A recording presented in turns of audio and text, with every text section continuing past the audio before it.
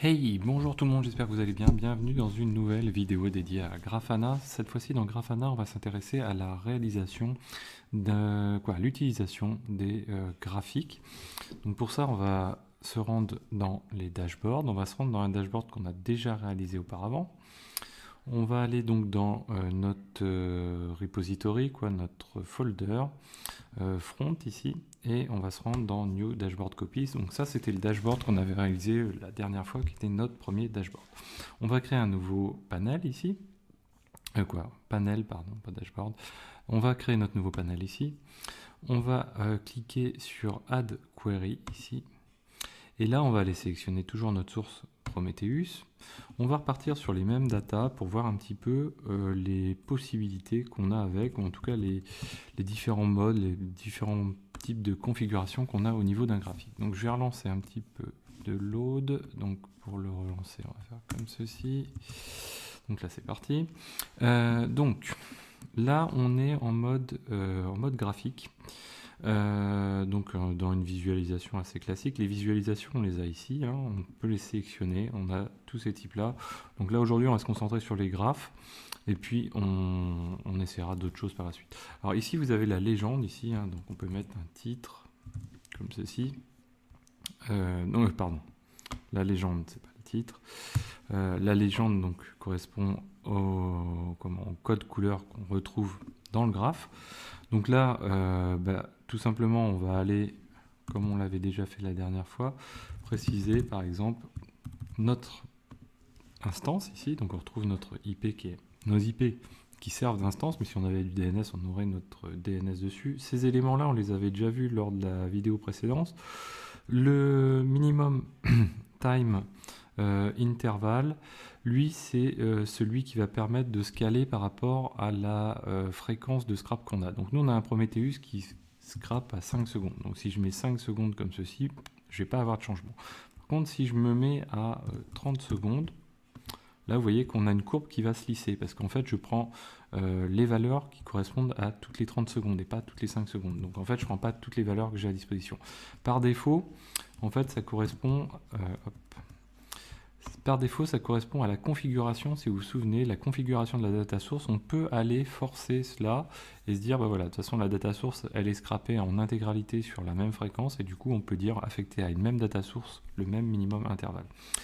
Le relative, alors le time shift, lui, il permet de faire un décalage dans le temps. Donc là, par exemple, si je veux décaler de 1 heure, hop, je fais ceci. Et là, bon, j'avais pas de données il y a 1 heure, mais si je fais 30 minutes, par exemple, voilà. Donc là, j'ai décalé le temps de la courbe de 30 minutes. Donc je suis revenu 30 minutes en arrière.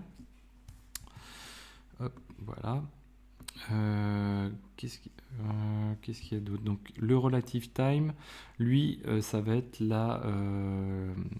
l'étendue du graphe en fait. Donc là, par défaut, il est à 1 heure. Si on voulait faire, par exemple, un graphe sur une journée, 24 heures, là, vous voyez qu'on est à, je sais pas quelle heure, 21h38, eh bien, on est à 21h38 de la veille ici. On pourrait mettre one day plutôt. Voilà. Donc ici, ça prend les éléments one day, one minute, one second, etc. One hash per hour, etc. Donc ça, première partie. Ensuite, donc si on clique ici, donc potentiellement, on l'avait vu lors de la vidéo précédente, on peut rajouter des queries pour aller empiler, rajouter des données, etc. On a aussi le Query Inspector ici qui permet d'identifier la requête qui est passée à notre Prometheus, exactement, par le biais de l'API. Si on clique sur visualisation ici, là on accède, donc on peut sélectionner et modifier le graphe que l'on utilise. On reverra d'autres graphes la prochaine fois. En l'occurrence, je sélectionne le mode graphe. La première chose, on a le type de dessin, le type de représentation qui est utilisé. Donc on peut faire du lines, on peut faire du bar. Vous voyez ici, on voit des petites barres. Alors, l'échelle de temps, si on zoomait un petit peu, on sera un petit peu mieux.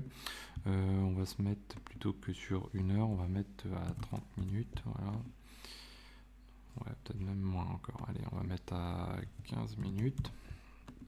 Voilà, donc là, vous voyez, on voit clairement qu'on est en mode bar ici. On peut aussi faire mode bar et mode line. On a aussi le mode point. Donc, vous voyez que là, c'est qu'une représentation par point. Donc on peut cumuler les deux, hein, comme je le disais. ça donne un effet particulier. Si on reste sur le mode line, ce qu'on peut faire ici, donc on a le fil. Donc le fil, vous voyez, c'est l'intensité de la couleur intérieure du remplissage de la courbe. Donc là, on retrouve cet élément-là. On peut très bien le mettre très poussé. Vous voyez, on va avoir quelque chose d'un petit peu plus graphique, un peu plus marqué. Donc, suivant, vous voyez, la configuration du graphe varie entre le côté esthétique et le côté précis, mathématique, quoi.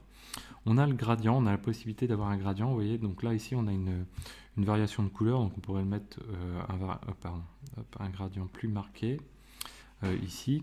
On peut très bien supprimer aussi la ligne qui est au-dessus, vous voyez, là on a quelque chose du coup assez sympa, des fois ça peut être sympa, ça dépend ce qu'on veut représenter.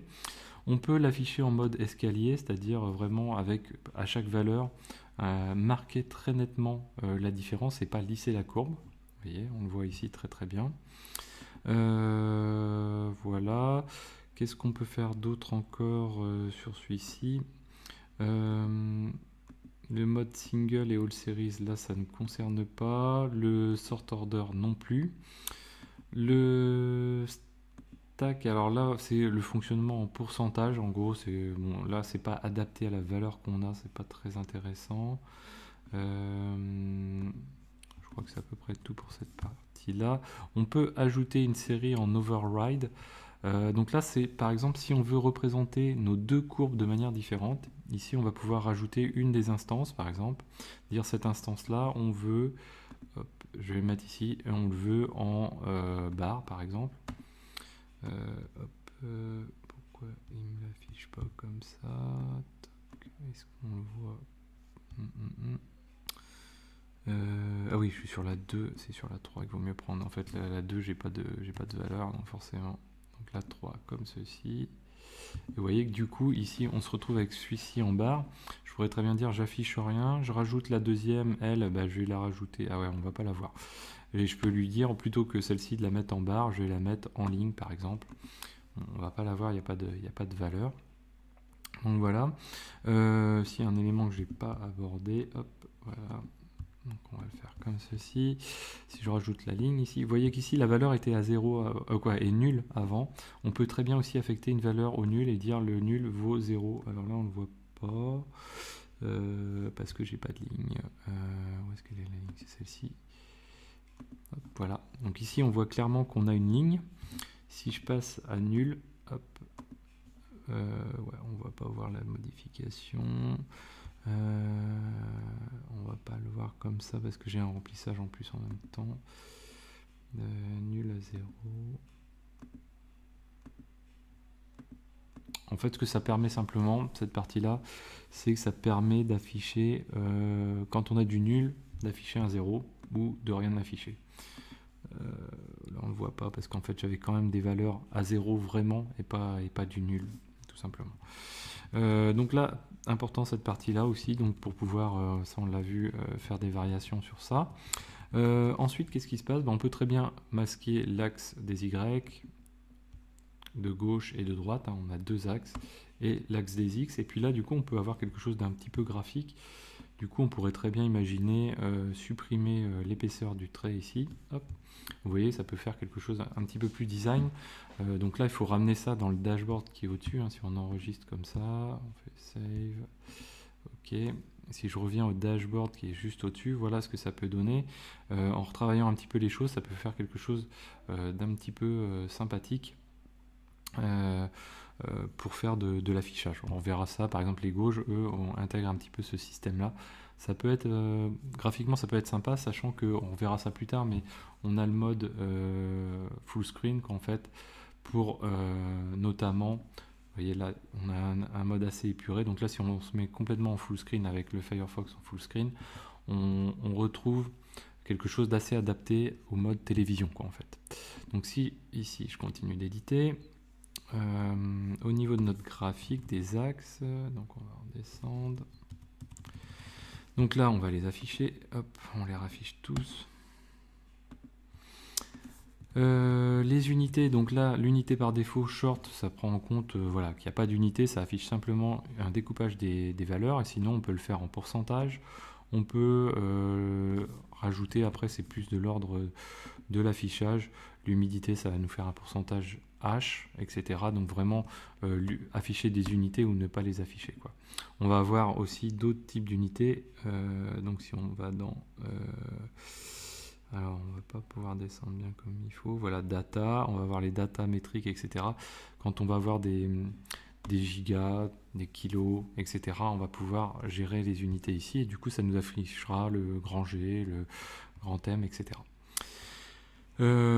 En dessous, donc, on peut rajouter un YMIN. Par exemple, si je me mets à 0.5, vous voyez qu'ici à 0.5, du coup, j'ai coupé mon graphique sur la partie basse et je démarre mes unités à 0.5. Par défaut, je suis en auto, donc il gère lui-même. S'il avait des valeurs négatives, il s'adapterait aux valeurs négatives, pas de problème. On a la possibilité de gérer les décimales. Donc là, par exemple, je pourrais dire je veux 2 décimales. Là, du coup, on se retrouve avec 2 décimales. Je pourrais n'avoir qu'une décimale aussi. Voilà. Donc là, il gère en auto également. On peut rajouter, bien sûr, un label. Ici, on peut mettre load average 1, par exemple. Et du coup, là, on va le retrouver à gauche ici. On peut faire exactement la même chose. Donc là, on a aussi des échelles. Est-ce qu'on est sur une échelle linéaire ou sur des bases de logarithmes? Voilà. On peut faire la même chose sur l'axe des Y, mais à droite. Donc si on a 3 entrées. Et puis l'axe des abscisses, on peut choisir si on est sur la valeur time. Nous, on est sur des données qui sont collectées par le système de temps. Sinon, par le niveau de série, c'est-à-dire qu'on a 2 instances, plutôt que d'avoir le label qu'on voyait affiché tout à l'heure, on va se retrouver avec 2 valeurs affichées en mode histogramme, une pour une instance, l'autre pour l'autre instance. Là, on est sur un mode total, donc c'est du cumul, quoi, en fait, mais on peut afficher la valeur current ici. Hop, voilà. Donc là, on sait que le note load, il est à ce niveau-là. On peut afficher la moyenne, le compte, etc. etc. Donc là, on a aussi le mode histogramme, qui lui, donc c'est du coup une répartition des valeurs. On sait que on a 221 fois la valeur à 0, et puis ainsi de suite. Donc on a une distribution des valeurs. On va pouvoir gérer les buckets. Donc les buckets, c'est le nombre d'histogrammes, la répartition du nombre d'histogrammes. Quoi, le nombre d'histogrammes, pas la répartition, mais le nombre d'histogrammes. Voilà. Ensuite, donc le mini et le maxi, bien sûr, également. Donc on se remet sur l'échelle de temps. Ensuite, au niveau de la légende, on peut l'afficher soit comme une table, c'est-à-dire en mode vertical, ce qui est quand même assez sympa quand on a pas mal de valeurs. Alors, il ne faut pas en avoir de trop, mais ça peut être assez sympathique. On peut très bien la masquer complètement.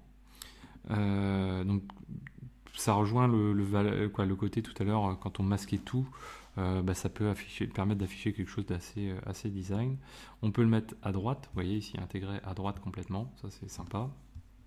On a les valeurs mini, maxi qu'on peut afficher par défaut à côté de la légende. On est bien uniquement sur la légende ici. Est-ce qu'on veut afficher les nuls ou pas, les zéros ou pas dans la légende? On est toujours dans la légende. Est-ce qu'on veut gérer les décimales ou pas dans la légende? Ça permet de différencier. Ici, on peut gérer les décimales à gauche et dans l'axe des Y désordonnés, et on peut ne pas les gérer à droite, etc., etc. Donc ça, c'est assez sympa. Ensuite, on a le threshold. Donc là, on peut en ajouter un. Vous allez voir, c'est quoi? C'est un seuil. Alors, c'est pas un seuil d'alarme, c'est un seuil visuel qu'on va pouvoir déplacer.